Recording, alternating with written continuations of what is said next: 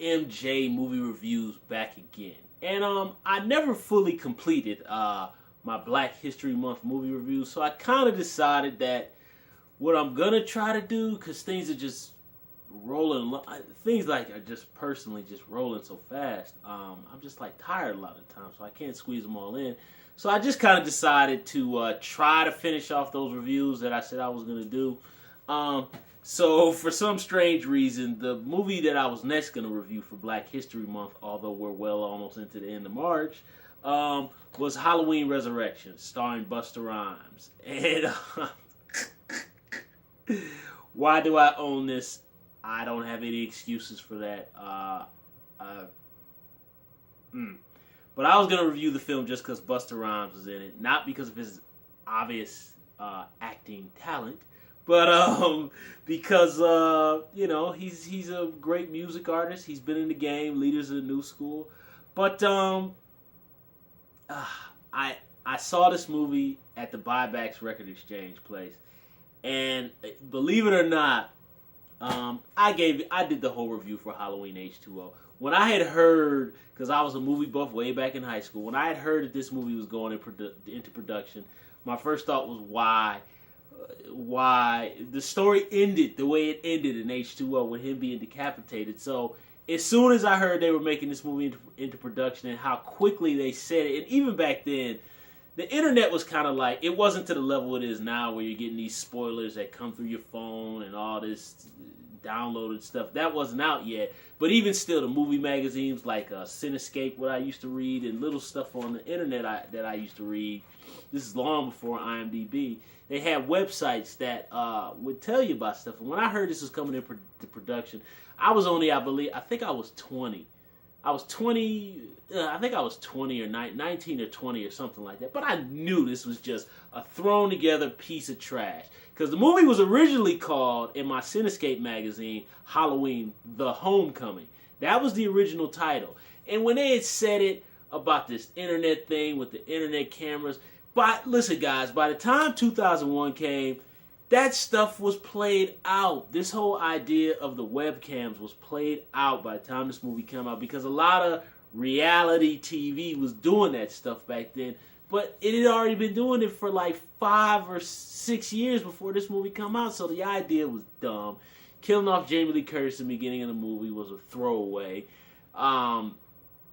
Having Rick Rosenthal on, that was just a desperate attempt because they know he did Halloween 2. And Halloween 2 is the strongest sequel out of all the movies ever made, out of all the Halloween franchise. But that's only just because John Carpenter was involved with that, and you had Dean Cundey, you had a lot of the people who worked on the original who came over to do part 2, and John Carpenter shot reshoots for part 2, so there was a lot of help there.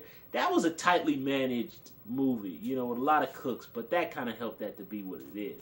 But regardless, Rick Rosenthal is a good director, but they wanted him to come on and do something with this awful script. This movie's awful. It's trash. It's terrible. It's garbage.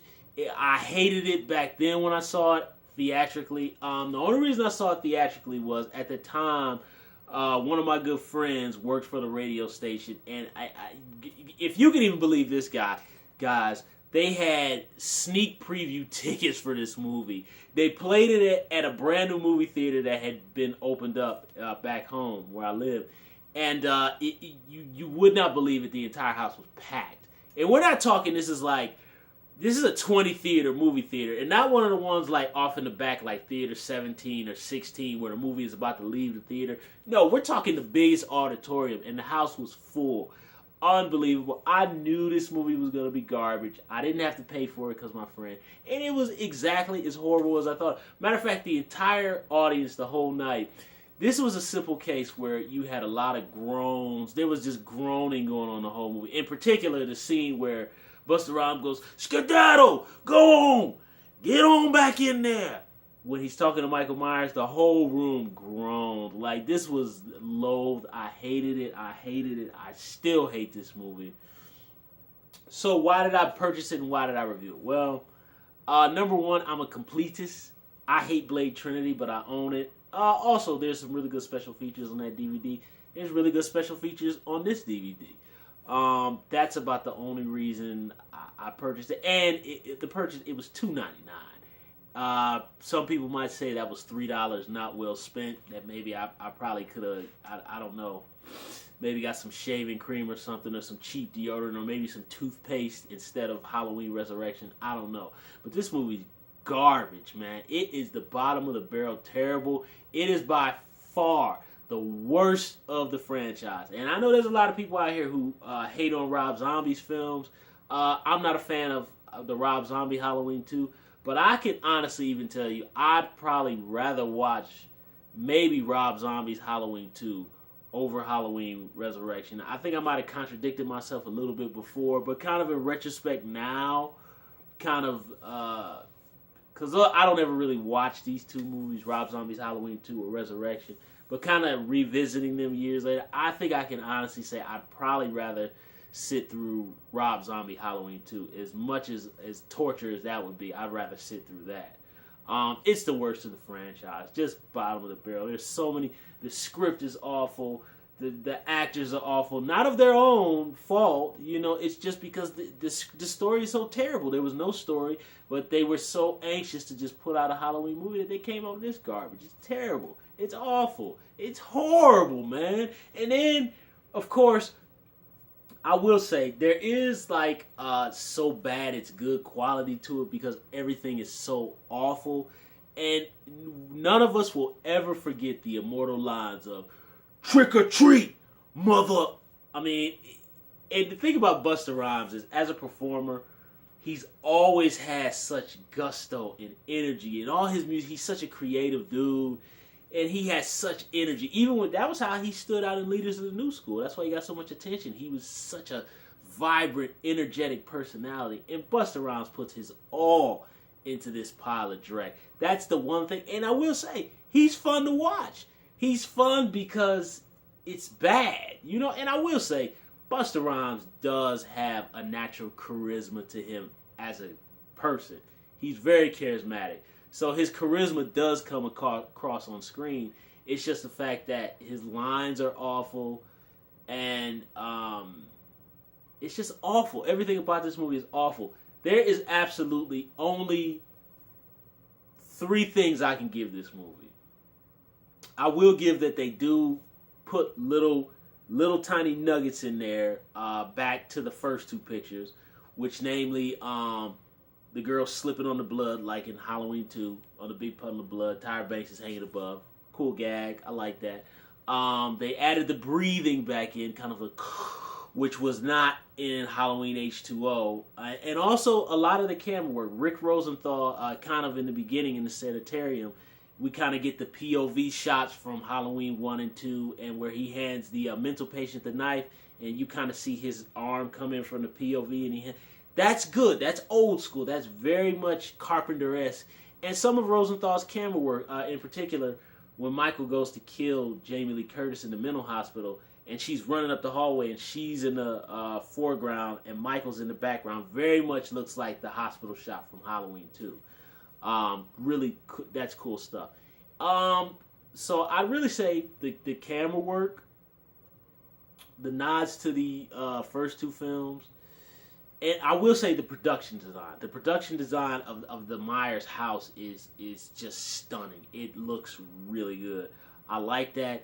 Unfortunately, the whole movie kind of does, and I've heard other YouTube reviewers and other reviewers say that it has a cheap kind of TV movie feel to it. It does, and I think that kind of takes away from the production design of the house, because the production design of the house is awesome, but I think if it just didn't visually look so TV movie-esque, and you kind of had a different, more harsh lighting, a little bit grittier looking, I think it would have looked a little bit better. But I will say the production design of this house, it would have been nice if they could have used that in some of the earlier films, or even in H2O, if Jamie would have went back to the house for the finale. That would have been a cool idea, but But this movie is garbage, man. It just stinks, man. It's.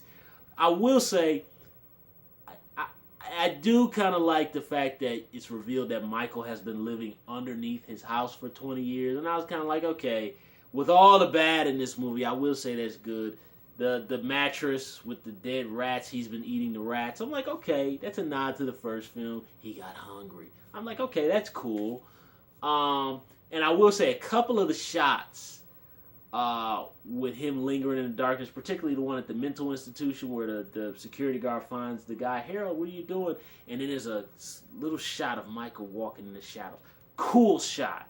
He should have been shot like that the whole movie, but this is an awful piece of trash, man. In my older videos, I used to kind of use bad language. I'm trying to stay away from that now, so I'm not going to go in as hard on this movie as I normally would. But this is just trash, man. It's terrible. It is awful, awful, awful, awful. No redeemable qualities at all. I listened to the commentary, and just the fact that they actually talk about the movie as if it was good,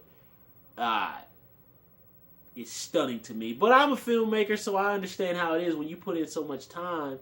You're proud of the fact that you actually completed it, and I get it. But it's just in this particular case, a bunch of trash was completed. So this movie stinks, man. I don't have anything else to say to it. Click that bell, subscribe to the channel, share the video, leave thumbs up, and leave comments down below about this piece of absolute, utter trash garbage called Halloween Resurrection. Busta Rhymes' hilariously goofy, kung fu kicking performance. Just, y'all leave comments about this garbage, man. This movie stinks, man. RMJ Movie Reviews. I'll be back later on.